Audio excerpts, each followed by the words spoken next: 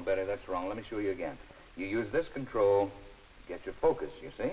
All right, and this one here in the right-hand corner to lock the sweep. There we are. Now let's try it again. Oh, there's someone here to see you. Are you Mr. Bradshaw, the foreman? Yes. Mr. Donnelly up in personnel said for me to give you this card. I'm your new bearings inspector. Oh? Oh, well, now, I'll be with you in just a minute. No, one at a time. Well, I'll be back later to go over this with you, Betty. Just in the meantime, do the best you can.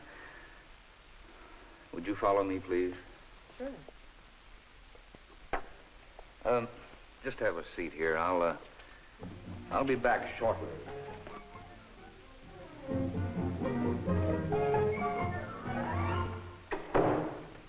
Well, Mr. Bradshaw, what's on your mind? Bearings inspector. She's a good one, too. Just look at that record. Okay, now, Walt, you've had your little joke. Give her to somebody else. I asked for a man. We don't have a man with her qualifications.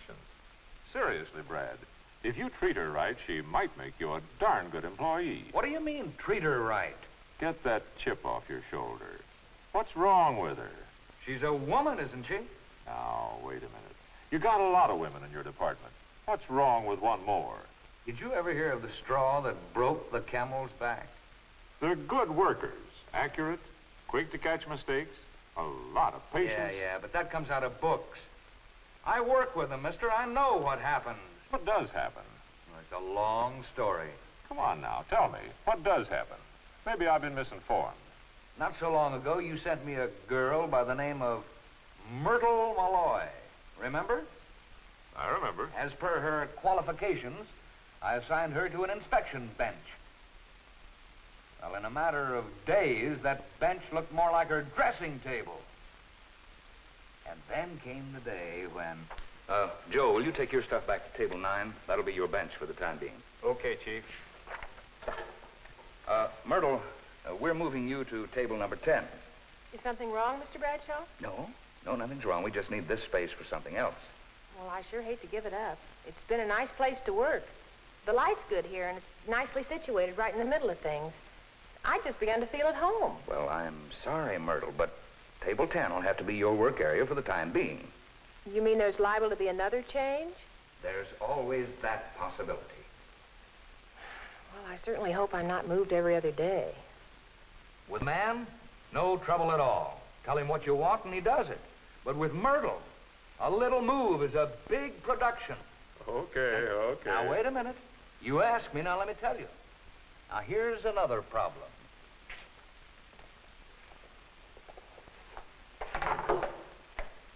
Oh, Mr. Bradshaw, I wanted to tell you that the date is set for my marriage. I'll be leaving soon. Marriage? I thought you just got engaged. Well, I told you about it 6 months ago. We were only waiting till we could find a place to live. 6 months ago? Oh, brother. Well, how soon are you leaving? Well, the end of next week. Oh, that'll really put us in a bind around here. It takes time to break in a relief girl. Yes, I know it does. I wondered. Why didn't you say something? I didn't realize you were getting married right away. Well, I'm sorry, Mr. Bradshaw, but I really thought you knew. We've all been talking about it. Okay, Brad, but how many blushing brides do you have? Besides, what's all this got to do with Dolly, the new girl? She's already married. And she's a qualified bearings inspector. You know what I was doing when this new girl came in a few minutes ago?